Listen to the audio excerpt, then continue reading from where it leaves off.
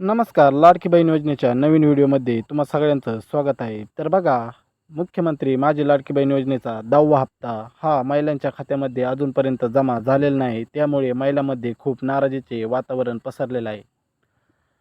तर बघा, 30 एप्रिल म्हणजेच अक्षय तृतीयेच्या दिवशी हा हप्ता त्यांच्या खात्यामध्ये जमा होणार असे सांगितले होते. पण अजूनपर्यंत महिलांच्या खात्यामध्ये हा हप्ता जमा झालेला नाही. त्यामुळे महिलांमध्ये खूप नाराजीचे वातावरण पसरलेले आहे.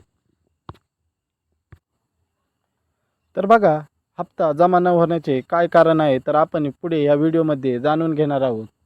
पण त्या अगोदर बघा, मुख्यमंत्री माझी लाडकी बहीण योजनेचा हप्ता हा सगळ्या महिलांना लवकरात लवकर जमा होणार आहे. तर महिलांनी घाबरून जाण्याचे काहीच कारण नाही आहे.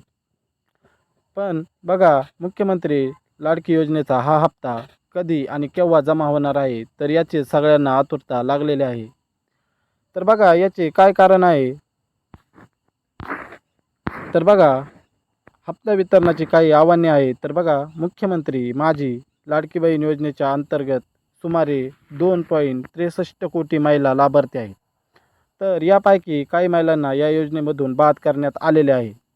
पण अजूनही लाभार्थ्यांची संख्या ही 2.5 कोटींच्या आसपास आहे. तर इतक्या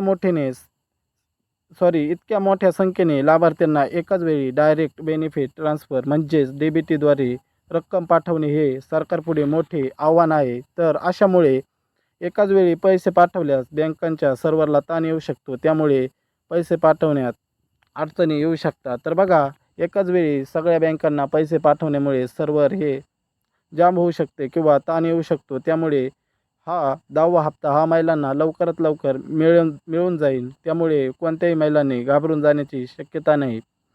तर बघा, हा हप्ता सर्व महिलांना DBT मार्फत त्यांच्या खात्यामध्ये जमा होईल असेही त्यांनी सांगितले आहे. तर बघा, मुख्यमंत्री माझी लाडकी बहीण योजनेचा 10वा हप्ता हा सर्व महिलांच्या खात्यामध्ये DBT मार्फत लवकरात लवकर जमा होईल आणि त्यामुळे महिला या खूप नाराज असल्यामुळे हा हप्ता लवकरात लवकर महिलांना मिळून जाईल असे आव्हान दिलेले आहे. त्यामुळे कोणी कोणत्याही महिलांनी घाबरून जाऊ नये. त्यामुळे बघा, लाडकी बहीण योजनेचा 10वा हप्ता हा त्यांना लवकरात लवकर मिळेल आणि अशाच नवीन नवीन लाडक्या बहिणींच्या व्हिडिओसाठी तुम्ही आपल्या चॅनलला सबस्क्राईब करा आणि हा व्हिडिओ जर आवडला असेल तर हा व्हिडिओला लाईक करायला विसरू नका. तर भेटूया नंतरच्या व्हिडिओमध्ये.